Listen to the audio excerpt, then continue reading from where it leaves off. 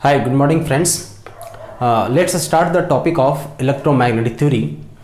Electromagnetic theory basically जो आपका है there is a 8 to 10 marks in the GATE exam, 15 to 16 marks in the engineering services prelims exam and 60 to 80 marks weightage in the mains exam. Clear? तो ये तीनों exam में जब आप लिख रहे हो तो आपको इस तरह के वेटेज मिलेंगे आपको, है ना। गेट का एग्जाम की अगर हम बात करें तो गेट का एग्जाम में 8 to 10 मार्क्स का पूछा जाता है। इसमें से कौन कौन से चैप्टर आपको पढ़ना है इसके बारे में भी हम डिस्कस करेंगे। अभी हम थ्रू आउट पूरा सिलेबस डिस्कस करेंगे, उसके बाद फिर हम टॉपिक्स को लाइन बाय लाइन स्टार्ट करेंगे। क्लियर? प्रीलिम्स के जो क्वेश्चंस है उसका स्टैंडर्ड क्या होगा, मेंस का जो क्वेश्चंस है इसका स्टैंडर्ड क्या होगा, ये सब भी हम देखेंगे थ्रू आउट। तो इस वीडियो लेक्चर में गाइस आप लोगों को बहुत ज़्यादा फायदा होने वाला है। इस वीडियो लेक्चर से आप जो है थ्रू आउट जितने भी तरह के टेक्निकल एग्जाम्स हैं उसमें इलेक्ट्रोमैग्नेटिक थ्योरी के जितने भी क्वेश्चंस हैं उस क्वेश्चंस को आप बहुत अच्छे तरीके से डील कर सकते हैं। आपको कहीं पर भी कोई प्रॉब्लम नहीं होगी, है ना। चलिए, तो इलेक्ट्रोमैग्नेटिक थ्योरी में सबसे पहले हम बात करेंगे वेक्टर एनालिसिस की। किसकी बात करेंगे हम? Vector analysis. वेक्टर एनालिसिस जो है ये ऑलरेडी आप मैथमेटिक्स में पढ़े होंगे, जैसे डाइवर्जेंस, कर्ल थ्योरम, उसके बाद हो गया ग्रेडियंट, उसके बाद फिर हो गया स्क्यू थ्योरम, उसके बाद these all are the theorem जितने भी हैं, मैथमेटिकल टूल्स जितने भी हैं, these all mathematical tools are dealing in vector analysis.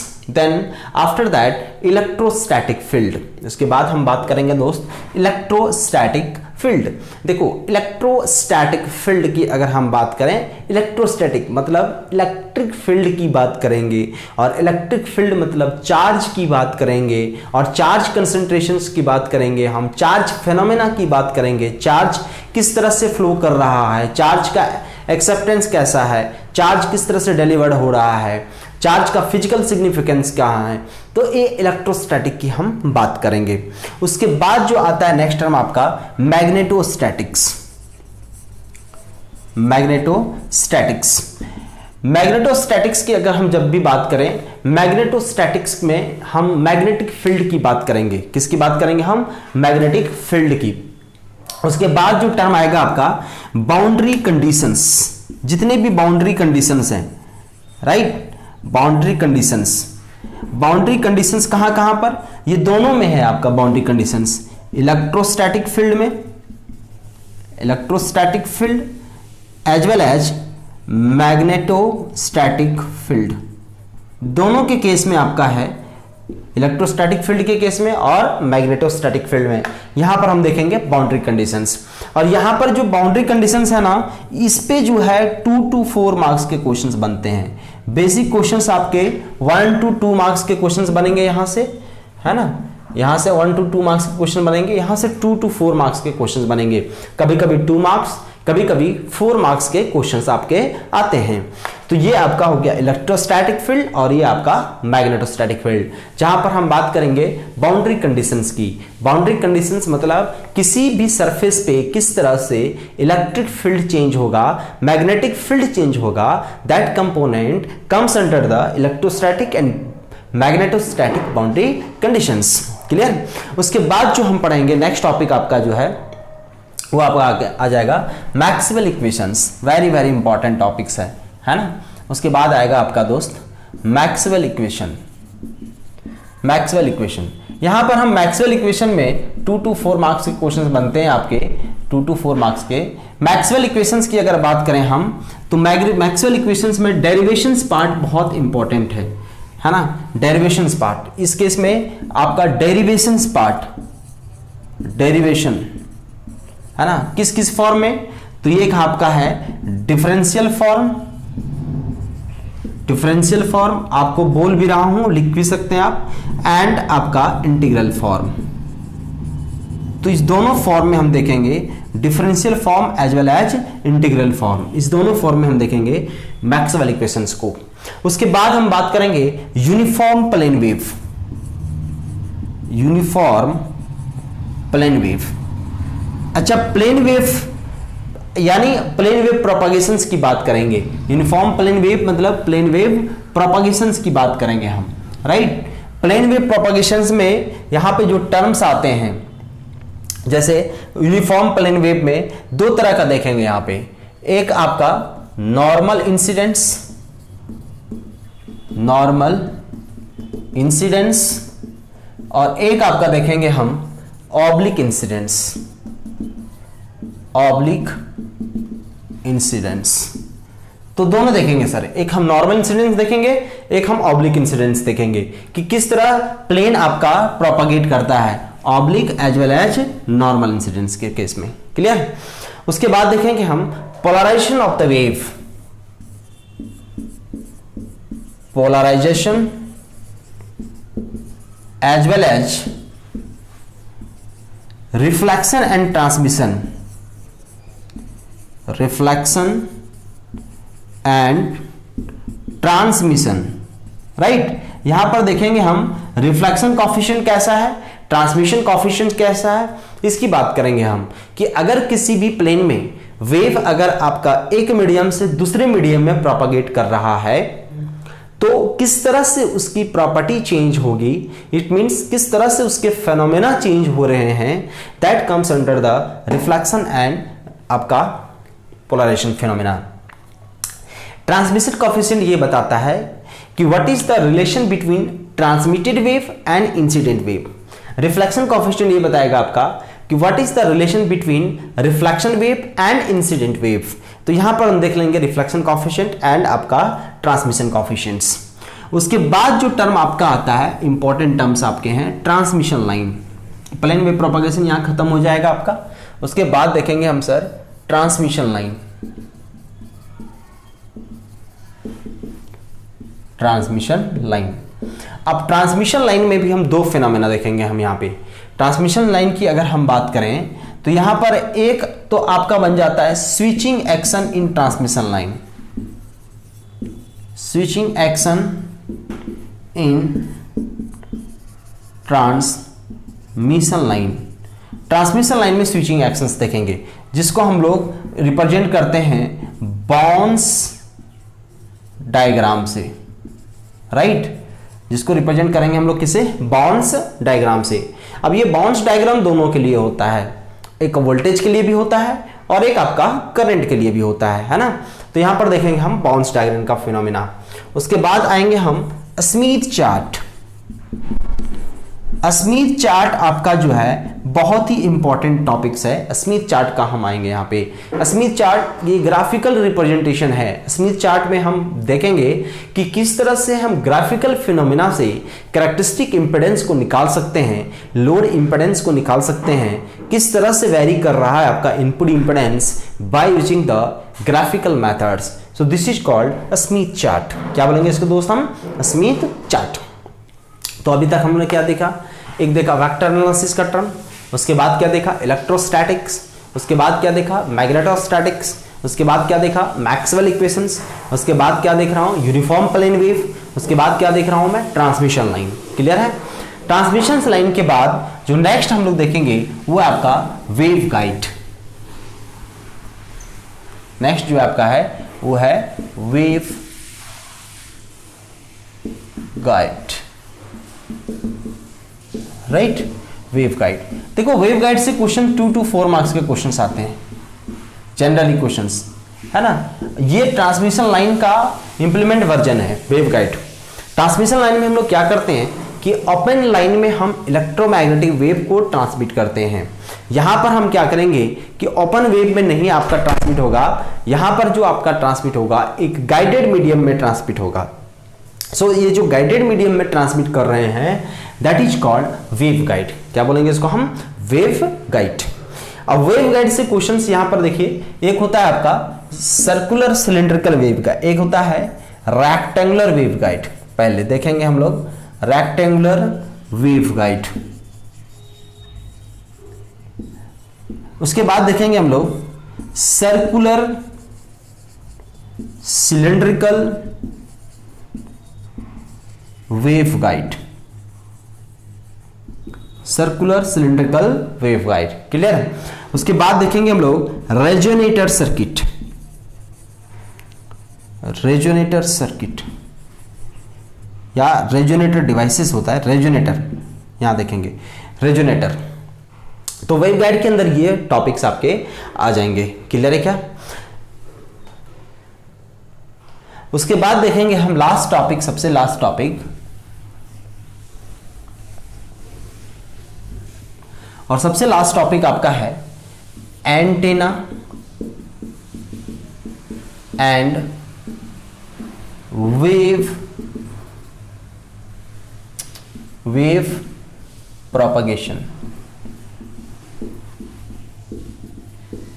भाई साहब वहां वेव का स्पेलिंग थोड़ा सुधार लेना, गलती हो गया मेरे से, है ना। Antenna and wave propagation. चलिए एंटेना एंड वेव प्रोपगेशन देखेंगे। देखो ये सबसे इंपॉर्टेंट टॉपिक है, antenna and wave propagations. Antenna theory जो है ना, एंटेना थ्योरी से क्वेश्चंस आपके आएंगे ही आएंगे। मतलब एंटेना थ्योरी से मान के चलो क्वेश्चंस आपका फिक्स है, और ये इससे जो क्वेश्चन बनेगा अच्छे क्वेश्चन बनेंगे, 4 to 6 मार्क्स के क्वेश्चंस बनेंगे आपके। सो एंटेना थ्योरी बहुत ही ब्रॉड रूप में पढ़ाएंगे आपको कि टाइप्स ऑफ एंटेना क्या है, एंटेना का हम कहाँ कहाँ यूज करते हैं, इसके ब्रॉड साइड क्या है, एंड फायर इफेक्ट क्या है। उसके बाद हम देखेंगे, उससे पहले देखेंगे कि रिटार्डेड पोटेंशियल्स के लिए कैसे निकालते हैं। तो बहुत सारे फिनोमेना, डायरेक्टिविटी क्या है ना। उसके बाद देखेंगे डायरेक्टिव गेन क्या है, डायरेक्टिविटी क्या है ना, ये इफेक्टिव एरिया कितना है, रेडिएशन रेजिस्टेंस क्या होता है, पावर फिनोमेना क्या होता है। ये सब फिनोमेना जितना भी है ये सारे हम देखेंगे एंटेना एंड वेव प्रोपगेशन में। So these all are the throughout of the electromagnetic wave. ये आपका इलेक्ट्रोमैग्नेटिक वेव का थ्रू आउट था सर, है ना। उसके बाद देखते हैं हम लोग आगे, हम स्टार्ट करेंगे टॉपिक्स। Let's start. सबसे पहले देखेंगे हम लोग कोऑर्डिनेट सिस्टम, है ना। कितने तरह के coordinate system, how many coordinate systems are there are 3 coordinate systems which is used in the electromagnetic theory, and these coordinate systems are Cartesian coordinate systems, cylindrical coordinate systems and spherical coordinate systems. Cartesian coordinate systems, cylindrical coordinate systems and spherical coordinate systems, ये 3 तरह के आपके coordinate system होते हैं। तो सबसे पहले देखते हैं कि what is the Cartesian coordinate system, फिर देखेंगे हम what is the cylindrical coordinate system, फिर देखेंगे what is the spherical coordinate system, फिर देखेंगे what are the relation between Cartesian to the cylindrical, Cartesian to the spherical, cylindrical to the spherical, spherical to the cylindrical. So the relation between these coordinate systems. So first of all, what is the Cartesian coordinate systems? So Cartesian coordinate system जो होता है ये आपके 3 dimensional के form में होते हैं। किसके फॉर्म में होते हैं आपके? 3 डायमेंशनल। 3 डायमेंशंस के फॉर्म में अगर हम देखें तो सबसे पहले देखते हैं हम लोग कि मान लिया this is your z axis, this is your y axis and this is your x axis.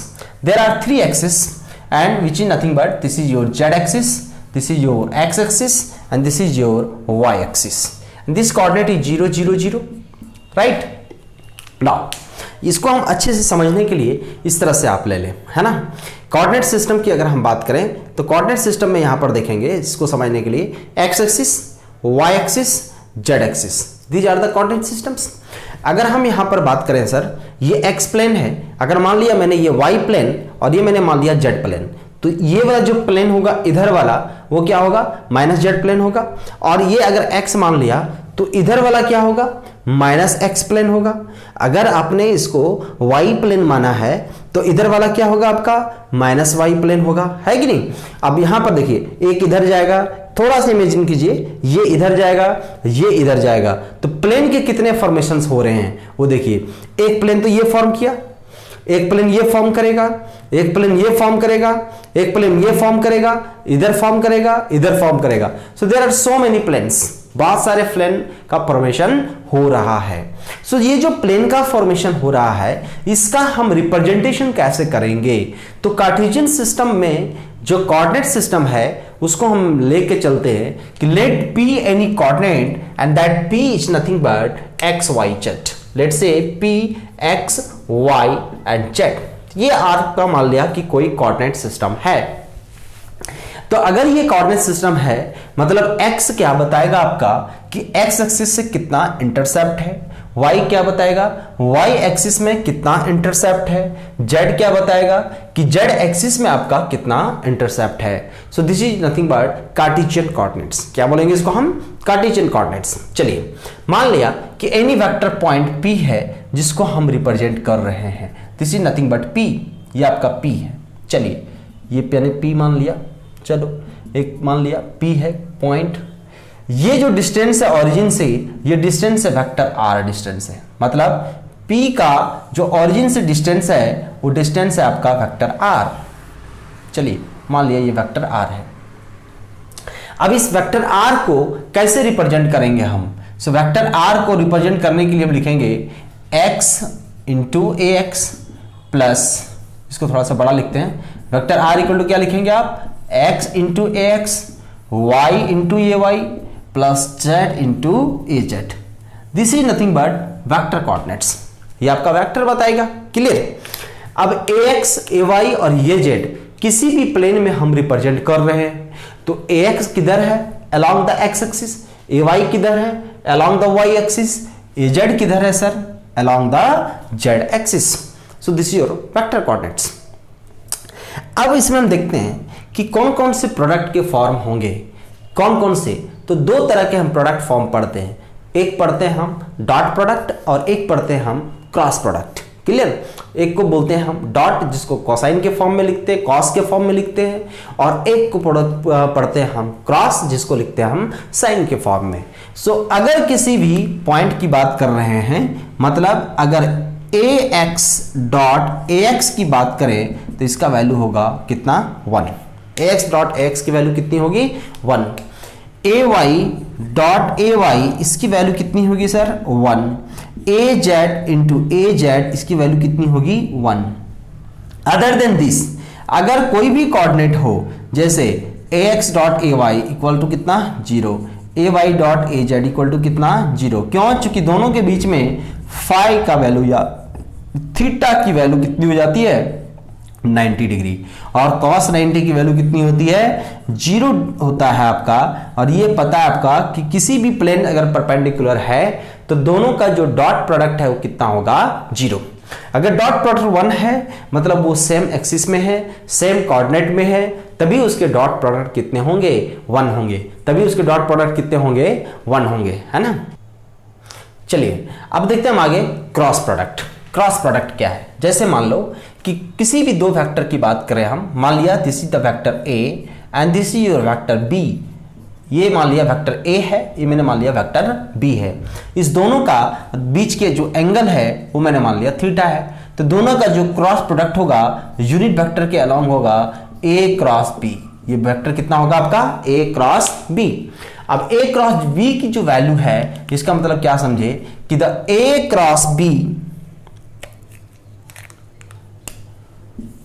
A cross B is equal to mod of A mod of B into sine theta into unit vector N into unit vector N. So this is nothing but cross product. क्या बोलेंगे इसको हम? Cross product. अब Cartesian coordinate में हम cross product को कैसे निकालेंगे? जैसे मान लीजिए ए भी आपका क्या है? वेक्टर टर्म्स है। बी क्या है दोस्त? आपका वेक्टर टर्म्स है। तो अगर ए क्रॉस बी कर रहे हैं, ए भी वेक्टर है, ए भी वेक्टर है, मतलब ए क्रॉस बी कैसा होगा? वेक्टर होगा। किसी भी दो स्केलर का अगर डॉट प्रोडक्ट निकालेंगे तो स्केलर बनेगा, किसी भी दो वेक्टर का डॉट प्रोडक्ट निकालेंगे स्केलर बनेगा। लेकिन किसी भी दो वेक्टर का क्रॉस प्रोडक्ट निकालेंगे तो वो हमेशा आपका क्या होगा? वेक्टर क्वांटिटी होगा। क्या होगा? वो आपका vector quantity.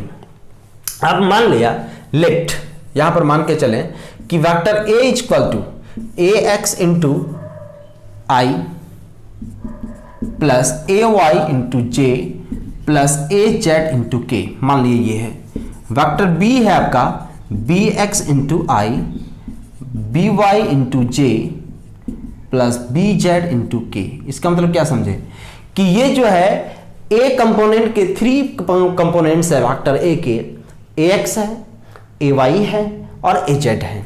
Same as it is B के 3 कंपोनेंट है, बी एक्स है, बी वाई है एंड बी जेड है। अगर इस दोनों का क्रॉस प्रोडक्ट निकाला जाए, क्या निकाला जाए? Cross product. तो क्रॉस प्रोडक्ट कैसे निकालेंगे? तो देखिए ए क्रॉस बी अगर करना है, A cross B outside the plane, B cross A करना है इनसाइड द प्लेन। ये जो रिप्रेजेंट कर रहा है दैट इज द डायरेक्शन। क्या रिप्रेजेंट करता है? आपका directions. So B cross A that is into the plane, A cross B outside the plane. इसकी बात करेंगे हम आउटसाइड द प्लेन। चलिए अब हम देखते हैं हम लोग कि a क्रॉस b की वैल्यू डायरेक्ट कैसे निकालेंगे। Direct we can find the a cross b, so this is nothing but a cross b equal to mod determinant of, this is the vector i j and k। यहां पर component लिख दीजिए आप ax ay az bx by bz। तो यहां पर देख रहे हैं ये जो कंपोनेंट आप पुट कर रहे हैं that is nothing but a cross b। क्या बोलेंगे सर इसको हम, a क्रॉस b। अब क्रॉस प्रोडक्ट को निकालते कैसे हैं, अगर मान लीजिए 3 डायरेक्शन में दिया हुआ है आपका तो उसको हम निकालेंगे कैसे, इसको नोट कर लीजिए, थोड़ा साइड हो जाता हूं, उसके बाद देखते हैं आगे।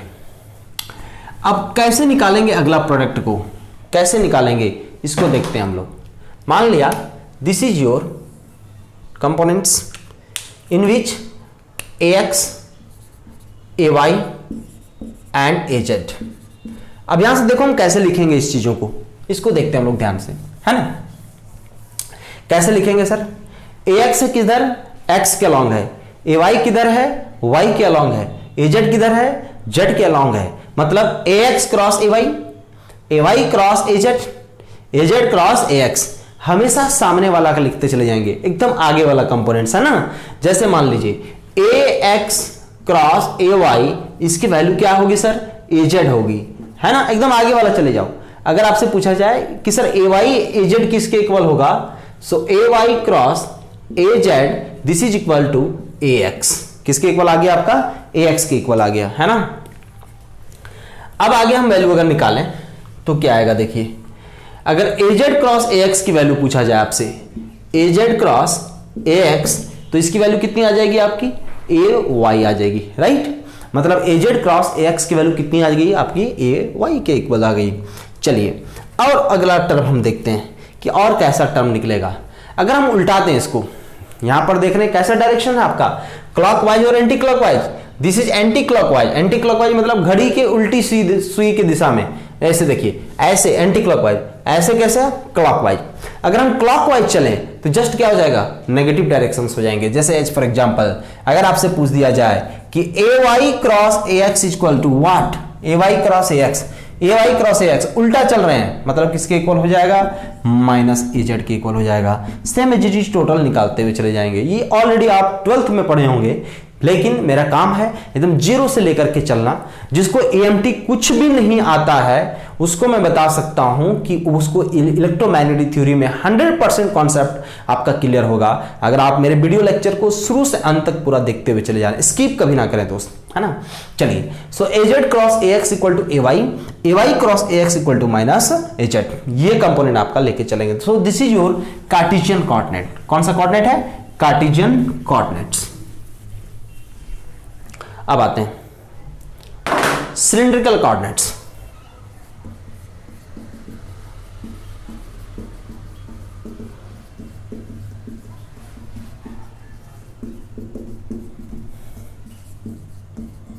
Cylindrical coordinate system, cylindrical coordinate system. Now cylindrical coordinates की अगर हम बात करें, मान लिया एक सिलेंडर है जिसका रेडियस है रो, बेस से जो आपका बेस का जो एंगल है वो है आपका फाई, और जो हाइट है अलोंग द जेड एक्सिस है वो है आपका Z. So the coordinate system in the cylindrical coordinate is represented as p is nothing but rho phi and Z, rho phi and Z. अब यहां से देखते हैं हम लोग, x के अलोंग फाई है तो इससे सटा हुआ कंपोनेंट क्या हो गया, रो कॉस फाई, इसके परपेंडिकुलर कंपोनेंट क्या हो गए, रो साइन फाई। क्लियर, मतलब x का वैल्यू हो गया rho into cos phi, y का वैल्यू हो गया rho into sine phi. Is it clear.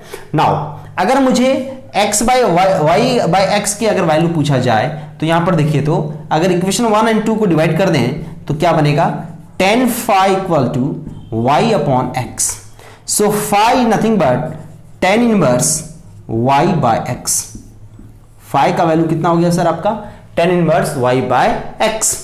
चलिए, z का कंपोनेंट अलोंग द z है ही आपका, है ना। अगर कार्टेशियन कोऑर्डिनेट को सिलिंड्रिकल कोऑर्डिनेट में कन्वर्ट करने के लिए बोला जाए, if any Cartesian coordinate converted into the cylindrical coordinate, then उसकी वैल्यू कैसा होगा। एक्स वाई जेड किस में है, कार्टेशियन कोऑर्डिनेट में है। रो फाई जेड किस में है, सिलिंड्रिकल कोऑर्डिनेट में है।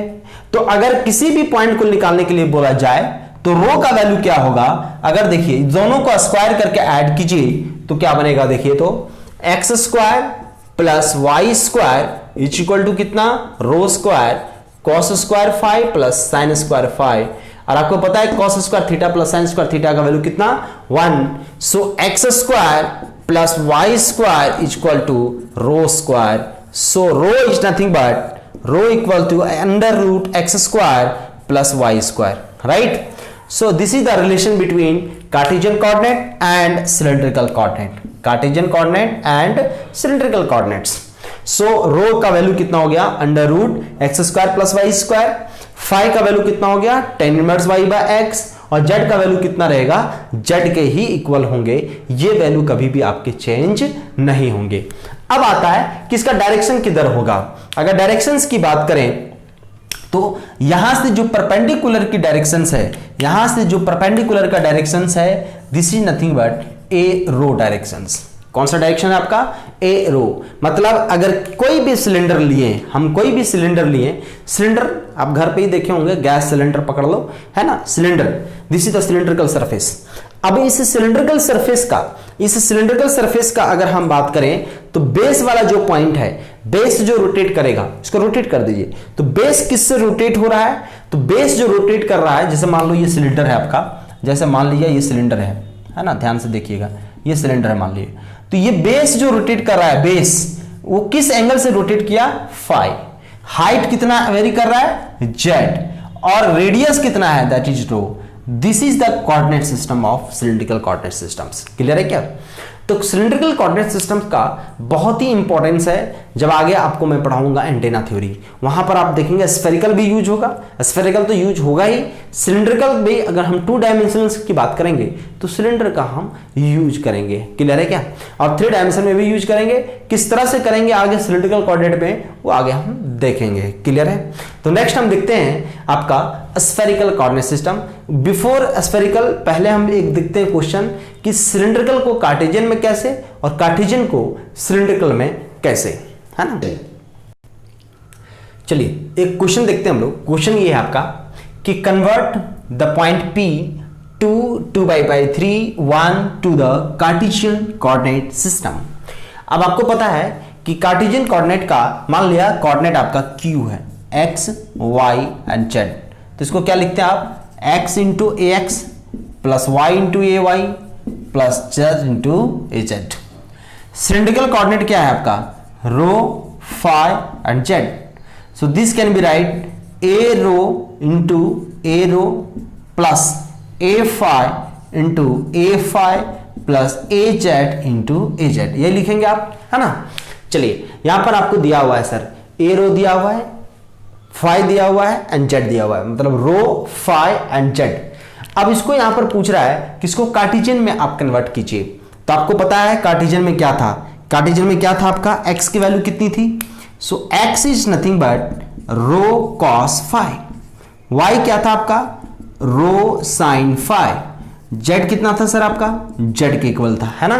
चलिए x की वैल्यू, x का वैल्यू क्या हो जाएगा, रो मतलब 2 इंटू कॉस 2π/3, है ना, cos 2π/3, राइट। cos 2π/3 cos कितना हो जाएगा आपका 2 इंटू 180 180/3 180/π से खत्म 120 डिग्री, नहीं cos 120 डिग्री की वैल्यू निकाल लीजिए। सो 2 इंटू cos 120 डिग्री यहां से आ जाएगा, जो आएगा आप लिख लीजिए यहां से, ठीक है। आई थिंक आएगा 1 के इक्वल, है ना, टोटल कट के, ठीक है। हाँ आ गया। So this is equal to 2 into -1/2 and this is equal to -1।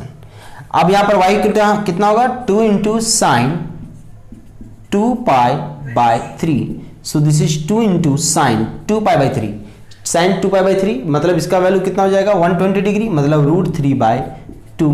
So this is equal to √3। और z का वैल्यू कितना होगा, z का वैल्यू z के इक्वल होगा, मतलब 1 के इक्वल होगा। इसका मतलब क्या समझे, जो q जो कोऑर्डिनेट है इसकी वैल्यू कितनी है, -1 है, √3 है और 1 के इक्वल है। So this is the way to convert the cylindrical into the Cartesian coordinate system. Cylindrical into the Cartesian coordinate system. Clear? अब आता है कि क्वेश्चंस को हम कैसे मैनिपुलेट करेंगे. क्वेश्चंस बहुत जगह आपको क्या करेगा, घुमाएगा, बोलेगा आप कार्टेशियन को आप कन्वर्ट कीजिए स्फेरिकल में. तो अभी हमको सबसे पहले देखना पड़ेगा कि what is the spherical coordinate system, right. So what is the spherical, चलिए क्वेश्चन है, अब उल्टा करके हम देखते हैं, है ना, कि ये कार्टेशियन कोऑर्डिनेट है, इसको कन्वर्ट करना है मुझे सिलिंड्रिकल कोऑर्डिनेट में. क्लियर है. तो कार्टेशियन टू सिलिंड्रिकल में अभी मैंने ड्राइव किया था कि सिलिंड्रिकल कोऑर्डिनेट क्या होगा, P, rho, phi and Z. चलिए रो का वैल्यू क्या था सर आपका, under root x square plus Y square. So X का वैल्यू कितना है 1. सो 1 स्क्वायर प्लस -1 का square, this is equal to √2. चलिए रो का वैल्यू पता चल गया. फाई कितना था, tan inverse y upon x, right, tan inverse y upon x. चलिए इसका वैल्यू पुट कीजिए. tan इनवर्स y का वैल्यू कितना है, -1 है, राइट. x की वैल्यू कितनी है, 1 है, मतलब कितना हो गया, -45 डिग्री. चलिए tan inverse y by x आ गया. z का वैल्यू क्या होगा, z का वैल्यू z के इक्वल होगा, और z का वैल्यू कितना है आपका, √2 है. सो z इज नथिंग बट √2. तो यहां से देख रहे हैं कि जो p या q मान लीजिए, जो कार्टेशियन कोऑर्डिनेट्स का आपका सॉरी सिलिंड्रिकल कोऑर्डिनेट का जो आया पॉइंट, सो p कोऑर्डिनेट क्या माने थे हम, rho, phi and z, and this is nothing but rho. Rho की वैल्यू कितनी आ गई सर आपकी, √2 minus π/4 and √2. this is the coordinate of the Cartesian coordinates, cylindrical coordinates. So this is the way to convert the Cartesian into the cylindrical coordinates, right. चलिए अब देखते हैं हम लोग आगे का. Now next topic is start. What is the differential length, area and volume in the case of Cartesian and cylindrical coordinate system? इस दोनों के केस में, कार्टेशियन के केस में और सिलिंड्रिकल कोऑर्डिनेट सिस्टम के केस में हम देखेंगे कि क्या है आपका रिलेशन. जैसे अगर हम कार्टेशियन की बात करें दोस्त, कार्टेशियन में हम लेके चले थे x, y and z. Cylindrical में क्या लेके चले थे, सिलिंड्रिकल में हम लेके चले थे rho, phi and z. Clear. तो r वेक्टर क्या था आपका, r वेक्टर था x इंटू ए एक्स, y इंटू ए वाई प्लस z इंटू ए जेड. सो आपका डिफरेंशियल लेंथ क्या होगा, dx into A x, dy into A Y plus dz into A z, right. This is differential length. अगर इसमें हम बात करें तो ये कोऑर्डिनेट आपका क्या था, अगर इस केस में हम देखें तो मान लिया वेक्टर a, सो क्या लिखते हैं हम, a rho into A rho, a phi into A phi, a z into A z, यही लिखते हैं हम लोग, है कि नहीं. मतलब इस केसेस में जो होगा रो फाई जेड के केसेस में होगा, सो यहां पर हम लिखे चलेंगे डी आर इक्वल टू या a वेक्टर था, so D R equal to D rho into A rho, this is the differential length, plus rho into D phi A phi plus D Z into A Z. So this is the differential length in the case of cylindrical coordinate, right. चलिए अब area की बात करेंगे हम. Area की जब भी हम बात करेंगे, मतलब कार्टेशियन में क्या होता है, लेंथ इंटू विड्थ एरिया देता है आपका, है कि नहीं. चलिए अगर x और y कोऑर्डिनेट की बात कर रहे हैं, हम थोड़ा सा यहां पर लेंगे, this is y, this is your x and this is your z. तो देखो तो दोस्त, अगर ये yz प्लेन है, अगर ये yz प्लेन है, तो इस एरिया का, इसका एरिया का यूनिट वेक्टर किधर होगा, अलोंग द ax होगा, मतलब परपेंडिकुलर टू द प्लेन होगा, है कि नहीं. अगर आपका xy प्लेन में ले रहे हैं तो अलोंग द किधर होगा, az डायरेक्शन में होगा. अगर xz प्लेन में ले रहे हैं तो अलोंग द किधर होगा, ay डायरेक्शंस में होगा. तो इस तरह से हम लेकर के चलेंगे यहां. तो डिफरेंशियल लेंथ क्या होगा वो देखते हैं हम लोग. यहां पर क्या बन जाएगा आपका डिफरेंशियल लेंथ, सॉरी एरिया क्या बन जाएगा आपका, ds इज इक्वल टू, अगर आपने लिया x और y, so length into width then along the z direction. अगर आपने लिया y एंड z तो अलोंग द x डायरेक्शन. अगर आपने लिया z एंड x तो अलोंग द ay डायरेक्शन. बड़ा सिंपल है, सिंपल सा मीनिंग है कि नहीं। सेम एज इट इज यहां पर हम करेंगे। यहां पर देखेंगे हम ds इक्वल टू एरिया, मतलब ds इक्वल टू यहां पर बन जाएगा आपका, ध्यान रखिए ए रो ए फाई और ए जेड, आप जैसे लिखते हैं ए रो ए फाई और ए जेड, इसको आप एज इट इज लिख दीजिए। यहां पर नहीं जाएगा ए रो ए फाई और ए जेड, ये परपेंडिकुलर वाला कंपोनेंट हो जाएगा, है कि नहीं। चलिए अब यहां पर देखिए कौन कौन सा बचा, rho D phi D Z, rho D phi D z, है ना, sorry rho D phi d rho होगा, है ना, d rho, so rho D phi d rho, this will gives you area, ये क्या दे देगा आपका एरिया।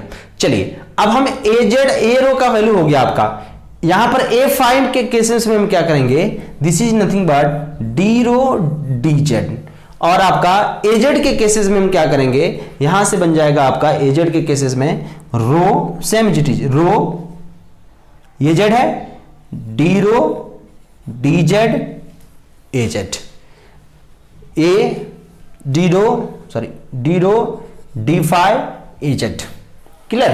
तो यहां पर भी देख रहे हैं हम ए रो के केसेस में कितना है आपका, A rho is nothing but rho D phi D Z A rho, हम सही लिखे थे शुरू में, डी जेड होना चाहिए, है ना। फिर से देख लीजिए डी एस इक्वल टू बन जाएगा rho D Z A rho, D rho D Z, rho D phi D Z. यहां पर ध्यान रखिएगा एक चीज, ये रो ये फाई ये जेड लिख लो आप, और जो बच्चे टर्म है उसको यहां पर ध्यान रखिए रो से मल्टीप्लाई नहीं होगा बस। चलिए डीवी कितना होगा, सब मल्टीप्लाई कर दो, volume rho D phi D z, ये वॉल्यूम दे देगा एकदम direct, rho D phi D Z. यहां पर भी volume d v is nothing but d x d y d z, direct multiply कर देंगे तो यहां पर मिल जाएगा आपका एरिया। सो यहां पर आ गया आपका कार्टेशियन कोऑर्डिनेट में, देख लिए differential length area and volume, है ना, differential length area and volume, differential length area and volume. देखो कार्टेशियन सिस्टम का याद रखना बड़ा आसान है, थोड़ा सा प्रैक्टिस आपको करना पड़ेगा, इसमें ये फॉर्मूला याद रखना पड़ेगा, इसका डेरिवेशन इंपॉर्टेंट नहीं है इसलिए मैं करवा रहा हूं, बहुत बड़ा डेरिवेशन है कोई मतलब नहीं है, इस फॉर्मूले को आप याद रखना, ठीक है।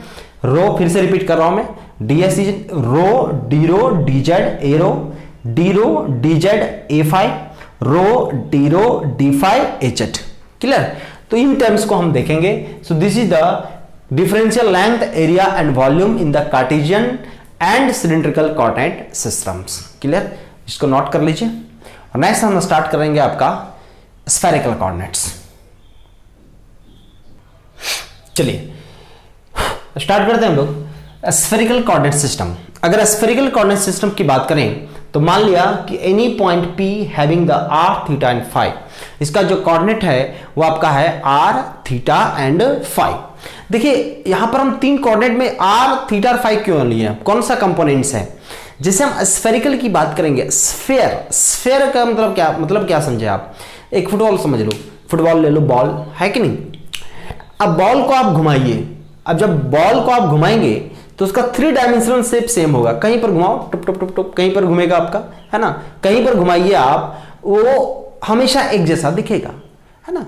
तो इसका मतलब क्या समझे कि any point on the surface of the sphere having the same direction through out the circle, through out the circle same direction होगा अगर कोई भी पॉइंट स्फीयर पे आपका लाइक कर रहा है।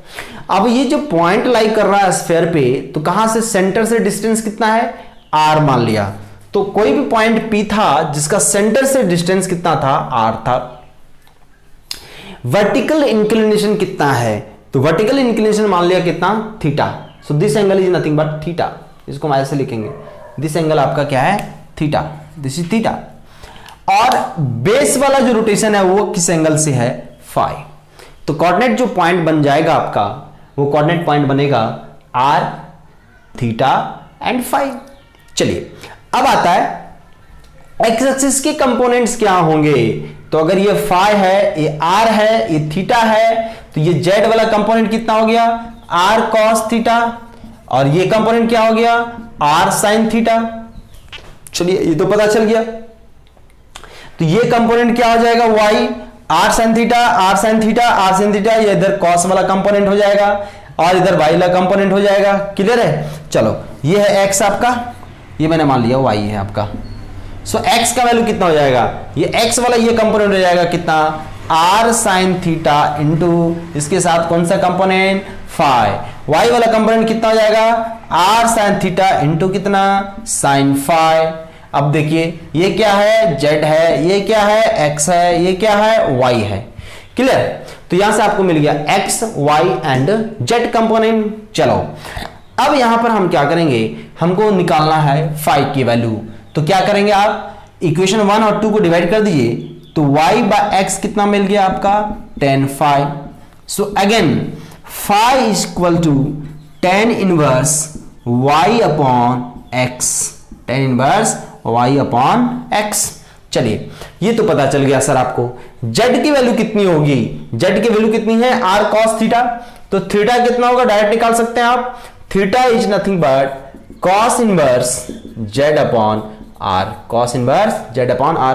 चलिए अब क्या कीजिए, x और y जो कंपोनेंट है इसको आप स्क्वायर करके ऐड करें तो क्या बनेगा, देखिए x square plus Y square equal to r square sine square theta into cos square phi plus sine square phi का वैल्यू कितनी हो जाएगी, 1 हो जाएगी।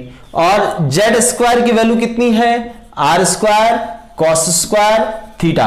अगेन ऐड करें तो ये बनेगा x square plus Y square plus z square equal to r square.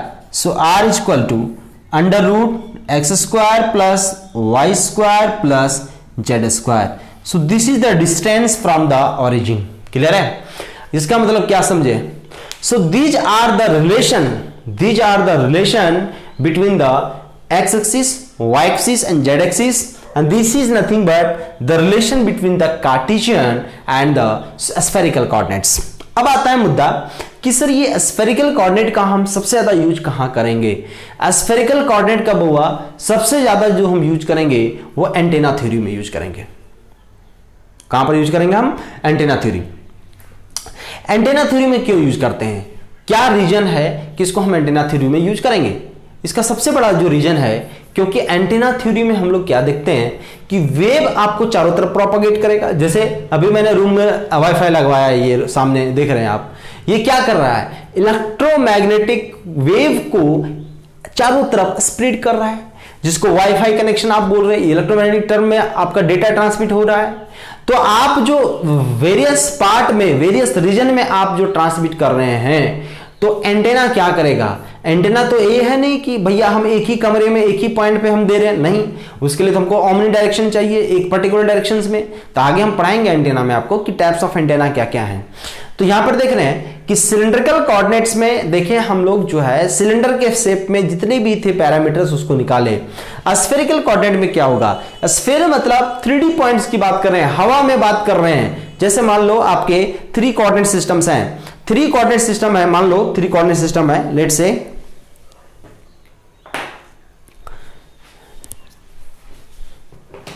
मान लिया ये पॉइंट आपका,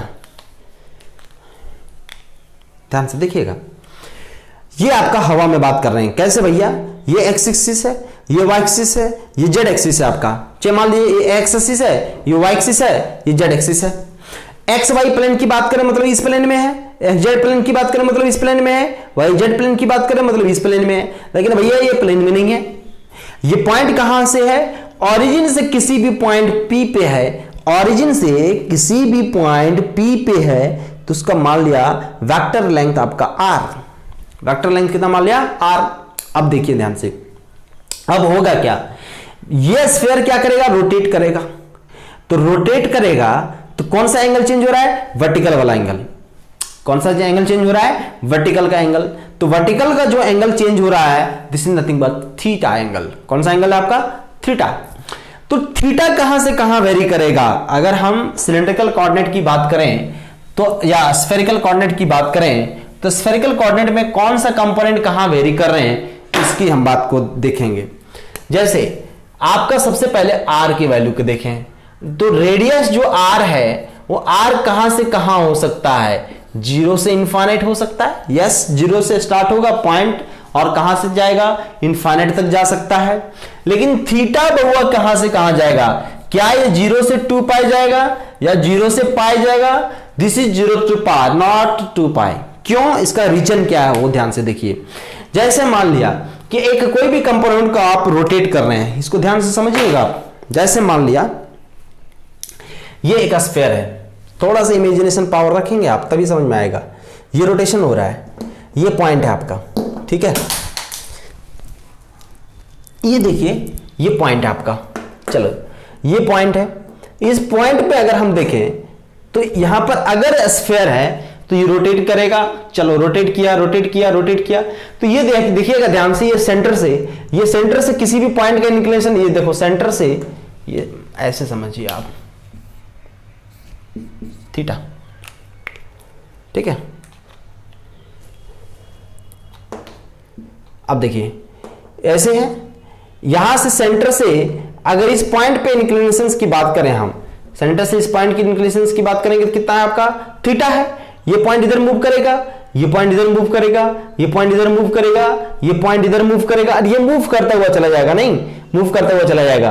एक समय आप देख रहे हैं कि नीचे वाला पॉइंट ऊपर और ऊपर वाला नीचे आ रहा है, तो भैया ये पॉइंट कितना मूव करेगा, यहां से आप थीटा 0 से पाई तक ही मूव करेगा।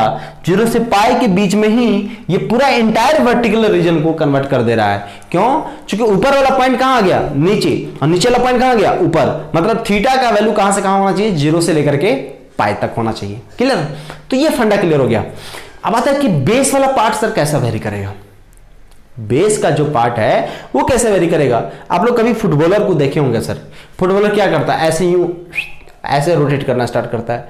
जब ये रोटेट करता है मतलब इस उंगली पे वो रोटेट करना स्टार्ट करता है, मतलब ऐसे रोटेशन हो रहा है, तो रोटेशन हो रहा है मतलब ये 0 से कितना जा रहा है, 2 पाई। मतलब जो बेस का एंगल है, जो बेस वाला कंपोनेंट रोटेट करेगा वो सर रोटेट करेगा कहां से कहां, 0 से लेकर के 2 पाई तक। इसका मतलब यहां पर देख लिए कि theta is will be varied from 0 to pi and phi will be varied from 0 to 2 pi. So this is the variation in the spherical coordinates.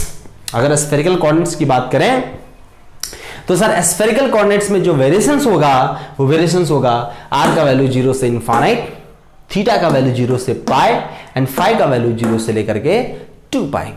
तो ये आपका है कोऑर्डिनेट सिस्टम्स। इस कोऑर्डिनेट सिस्टम में यहां पर हम अभी तक देख लिए, इस कोऑर्डिनेट सिस्टम में अभी तक देख लिए हम कि 0 से r का वैल्यू 0 से कहां तक गया, 0 से इनफाइनाइट के बीच में गया, थीटा का वैल्यू कहां से कहां गया, 0 से पाई के बीच में गया, और फाई का वैल्यू कहां से कहां गया, 0 से लेकर के 2 पाई के बीच में गया। तो वहां पर देखते हैं हम लोग कि ये 0 से, चलिए अब स्टार्ट करते हैं हम लोग differential length, area and volume of spherical coordinate system की, है ना। डिफरेंशियल लेंथ क्या है, एरिया क्या है, वॉल्यूम क्या है, किसका, स्फेरिकल कोऑर्डिनेट सिस्टम्स की, है ना। चलिए जेड एक्सिस मान लिया, एक्स एक्सिस मान लिया और वाई एक्सिस मान लिया, है ना। तो यहां पर जो पॉइंट था आपका, कितना आपका आर्क लेंथ बना रहा है, अगर स्फेयर बन रहा है, अगर ये स्फेयर बन रहा है तो आर्क लेंथ कितना बनेगा, r इंटू डी थीटा बनेगा। रेडियस का dr डिफरेंशियल मान लिया, और ये पॉइंट बेस वाला कितना, r sin theta into D phi. Clear. So the unit vector dr, या बोल सकते हैं हम differential length vector r, so this is nothing but dr into ar plus r into d theta into a theta plus r sin theta d phi into A phi. So this is the r theta and phi.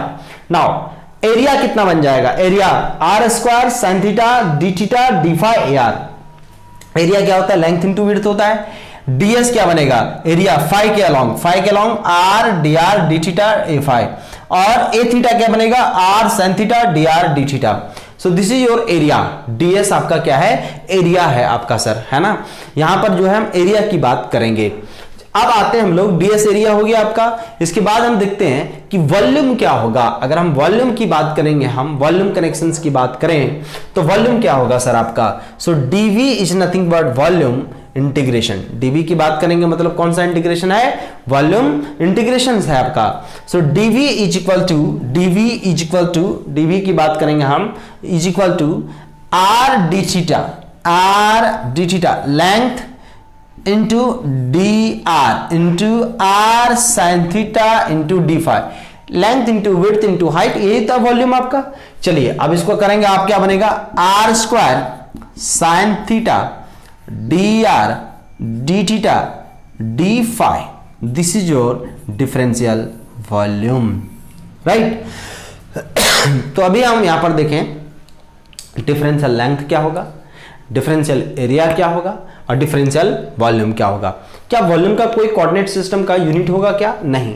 Volume क्या होता है, through out the 3 dimensions होते हैं, इसलिए volume का कभी भी coordinates नहीं होता है।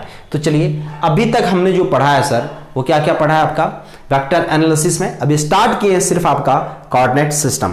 कोऑर्डिनेट सिस्टम्स के बाद देखेंगे हम लोग what is the physical significance of the curl divergence, उसके बाद देखेंगे हम लोग, उससे पहले देखेंगे हम लोग ग्रेडियंट थ्योरम क्या है, उसके बाद लैप्लास ऑपरेटर क्या है, उसके बाद देखेंगे हम लोग डाइवर्जेंस ऑपरेटर क्या है, कर्ल ऑपरेटर क्या है, ये सब सारी चीजों पे मुद्दे पे हम बात करेंगे। अब हम कुछ क्वेश्चंस भी लेंगे यहाँ पे, ये जो रिलेटेड जितने भी कोऑर्डिनेट सिस्टम से रिलेटेड हम कुछ क्वेश्चंस लेंगे। अभी हम क्वेश्चंस नहीं करवाए, अभी हम आपको थ्योरी पढ़ाना है। चलिए तो नेक्स्ट हम स्टार्ट करेंगे क्या, questions related with the coordinate systems, उसके बाद हम आएंगे बेसिक फेनोमेना पे, ठीक है। चलिए बने रहिए।